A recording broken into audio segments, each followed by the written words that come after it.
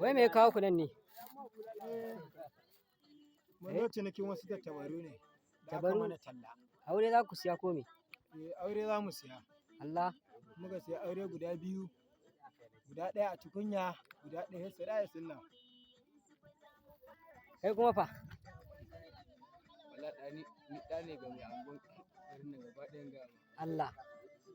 Dole wani shiga da fice na area nan din. Sai ina nan za a yi ta.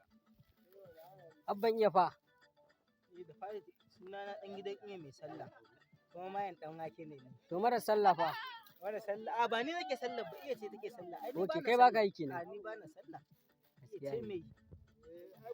Jaruma fa. Eh? Ko ita ba ta magana? Ya masta? Allah ya ɗauka mana aikin nan. Ai ta kallo kafin sati mutum miliyan 5 su kalla kafin sati da. Allah ya amince sele. Ganyen mun kudu. Ya sele. A kai kuma fa daga wani ƙauyen? Daga wani ƙauyen? Daga jogai ne yake wallahi. Daga wani ƙauyen kake kai?